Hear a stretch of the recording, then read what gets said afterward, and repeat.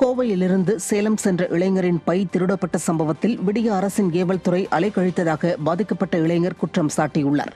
சேலம் மாவட்டம் ஆரியபாளையத்தை சேர்ந்த கபிலன் என்பவர் கோவை காந்திபுரத்திலிருந்து சேலத்திற்கு பேருந்தில் சென்றபோது தனது கல்வி சான்றிதழ்கள், லேப்டாப் அடங்கிய பையை இருக்கைக்கு மேலே வைத்துள்ளார். பேருந்து சங்ககிரி அருகே வந்தபோது தனது பை திருடு போனதை கண்டு அதிர்ந்த கபிலன் பள்ளப்பட்டி காவல் நிலையத்தில் புகார் அளித்த நிலையில் கோவை காட்டூர் காவல் நிலையத்திற்கு அனுப்பியதாகவும் அங்கிருந்த காவலர்கள் சங்ககிரிக்கு செல்ல கூறி அலைக்கழித்ததாகவும் கூறியுள்ளார். புகாரை பெறவே இப்படி அலைக்கழித்த விடிய அரசின் ஏவல் துறை திருடு போன பையை எப்படி கண்டுபிடித்துக் கொடுப்பார்கள் என மக்கள் கேள்வி எழுப்புகின்றனர். கடலூர் மத்திய சிறையில் குட்கா வழக்கில் கைது செய்யப்பட்டவர் திடீரென உயிரிழந்த சம்பவம் அதிர்ச்சியை ஏற்படுத்தி உள்ளது.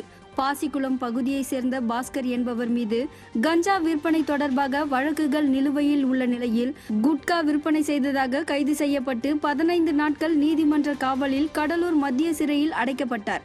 அவருக்கு சிறையில் திடீரென உடல் நலக்குறைவு ஏற்பட்டு கடலூர் அரசு மருத்துவமனையில் சிகிச்சைக்காக அனுமதிக்கப்பட்டார். இந்த நிலையில் சிறுநீரக செயல் இழப்பு காரணமாக அவர் உயிரிழந்ததாக கூறப்படுகிறது.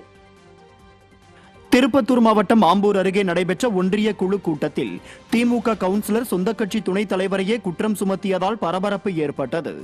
மாதனூர் வட்டார வளர்ச்சி அலுவலகத்தில் துணைத் தலைவர் சாந்தி சீனிவாசன் தலைமையில் ஒன்றிய குழு உறுப்பினர்களுக்கான கூட்டம் நடந்தது. கூட்டத்தில் கலந்து கொண்ட பெரியாங்குப்பம் கவுன்சிலர் ரவிக்குமார், 8 மாதத்திற்கு ஒருமுறை கவுன்சிலர்கள் கூட்டம் நடத்துகிறீர்கள், அதேபோல கவுன்சிலர்களுக்காக போடப்பட்ட ஒப்பந்த அடிப்படையில் நிதி ஒதுக்கப்படுகின்றதா எனவும் கேள்வி எழுப்பினார். இதையடுத்து கூட்டத்தில் கலந்து கொண்ட கவுன்சிலர்கள் அனைவரும் கூட்டத்தை புறக்கணித்து வெளியேறினர். விடியா திமுகவின் கவுன்சிலர் ஒருவர் துணைத் தலைவரை குற்றம் சாட்டி கூட்டத்தில் இருந்து வெளியேறியதால் பரபரப்பு ஏற்பட்டது. நீங்க இந்த 8 மாசத்துக்கு ஒரு மீட்டிங் நடத்துறீங்க, இதுல எங்களுக்கு 3 லட்சத்தை கொடுக்குறீங்க, பெருசா 90 லட்சம் நீங்க அடிச்சு போறீங்க. இன்னும் இருக்குது 3 மாசம், அந்த 3 மாசத்துக்கு ஒரு மீட்டிங் போடுங்க.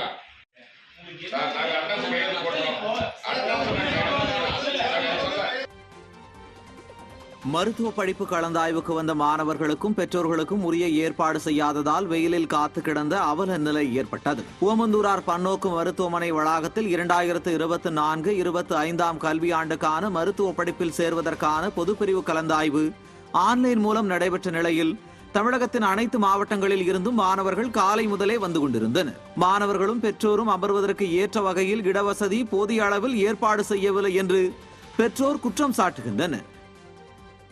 சென்னை ஆவடி அருகே நரிக்குறவர்களை விடிய அரசின் ஏவல் துறை தாக்கும் அதிர்ச்சி காட்சிகள் வெளியாகி பரபரப்பை ஏற்படுத்தியுள்ளது.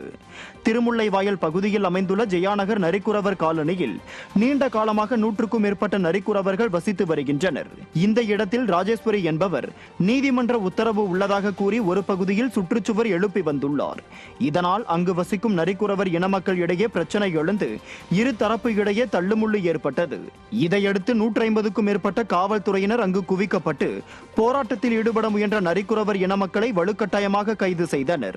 மேலும் பெண்களை பெண் காவலர்கள் சரமாரியாக தாக்கி கைது செய்த அவலமும் நிகழ்ந்தது. இந்த காட்சிகள் தற்போது வெளியாகி விடியா திமுக ஆட்சியில் அடித்தட்டு மக்களுக்கு நேரும் அவலத்தை அப்படியே படம் பிடித்து காட்டியுள்ளது.